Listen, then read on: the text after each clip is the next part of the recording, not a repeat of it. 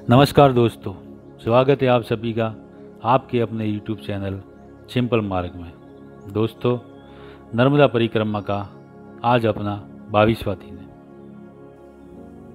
गुरुवार 24 जनवरी 2018 इंदौर वासना से सालसड़, गुप्त गोदावरी, राजपालड़ी, झगड़िया, जगदीश बापू आश्रम, रामगढ़, दूरी लगभग 40 किलोमीटर। हम सुबह 5:30 पर उठे।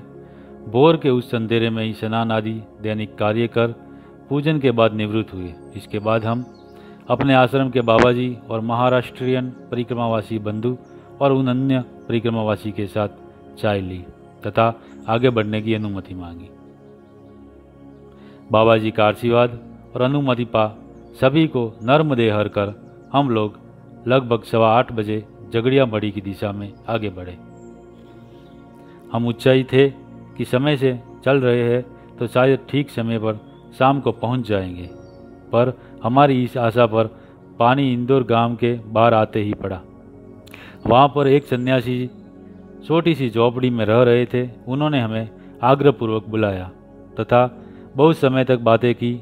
उसके बाद चाय पीने हेतु रोके रखा। ये उनकी मैया के प्रति श्रद्धा ही थी जो उनसे ये सब करवा रही थी। पर हम मन में सोच रहे थे कि सुबह से कम धूप वाले समय में अधिक चल सकने का हमारा समय व्यर्थ जा रहा है। किसी भी परिक्रमावासी को अगर कोई बुलाए या कुछ दे तो उसे सदैव स्वीकार ही करना है, ऐसा एक नियम सा प्रचलित है, क्योंकि देने वाला उसे ना देकर उसके साथ चल रही माँ नर्मदा को देता है।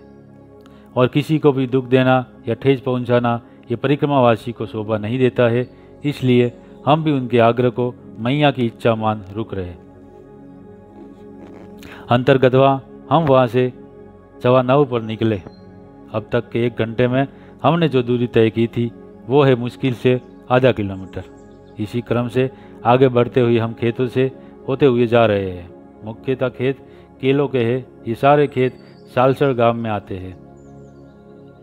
हम एक प्राचीन तीर्थ की खोज में इस मार्ग में जा रहे हैं।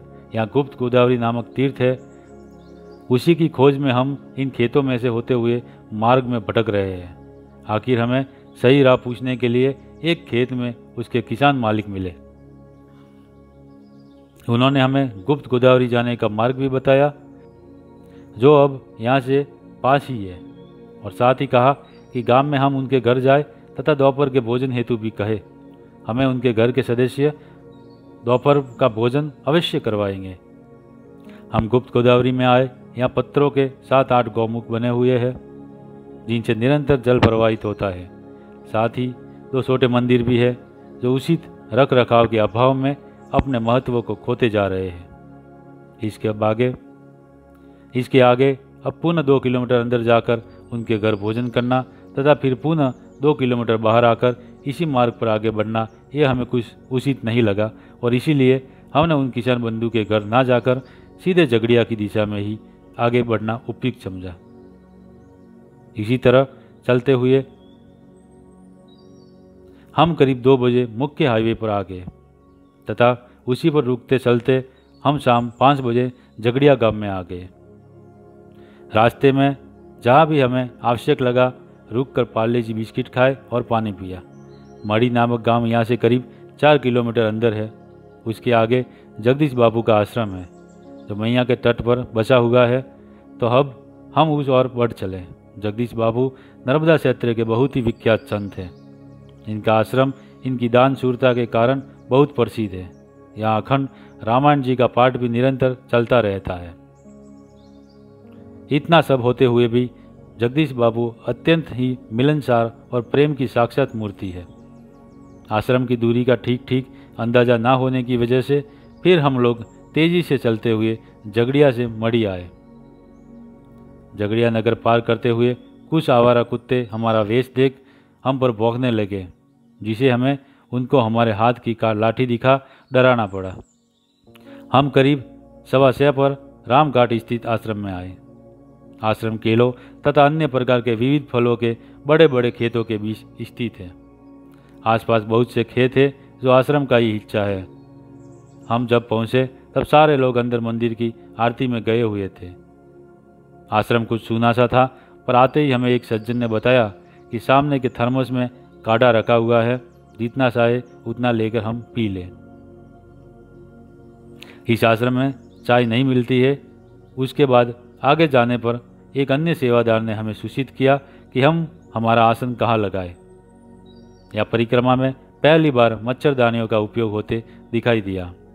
हमने भी एक एक मच्छरदानी के नीचे आश्रम से मिले अपने बारीक पतले गद्दे बिछा आसन लगाया तथा तुरंत ही स्नान का सामान लेकर तट पर गए।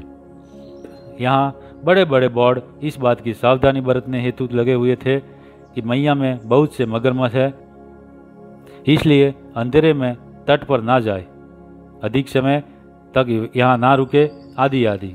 ये सारे निर्देश पढ़ हमें तुरंत ही गौक्सा की याद हो आई, पर अब तो वो काफ़ी दूर पीछे छूट चुका है। हमने तुरंत ही स्नान किया क्योंकि अंधेरा होने को ही था। यहाँ मैया में अत्यधिक पानी है और काफ़ी गहरा और मटमैला है।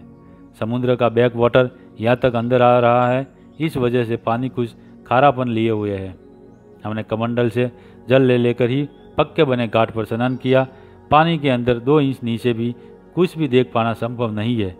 दिखने में पानी इतना मटमैला है, पर पात्र इतना चौड़ा है कि हम सामने का तट नहीं देख पा रहे हैं। सामने शुक्ल तीर्थ नामक तीर्थ है, ना जाने हम और कितने दिनों में वहाँ पहुँचेंगे।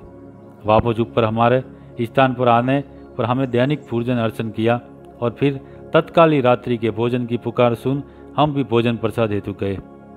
रात्रि भोजन में हमें चपाती, दाल, चावल और दूध मिला।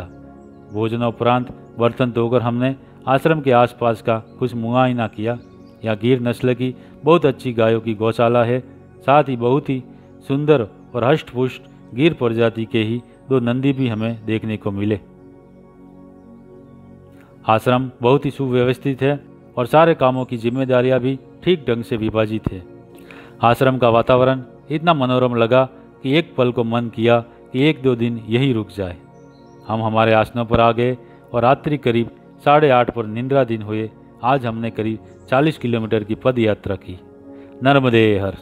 दोस्तों, हमारा वीडियो अच्छा लगा हो तो लाइक करें, शेयर करें, कमेंट करें और हमारे चैनल को सब्सक्राइब जरूर करें। नर्मदे हर।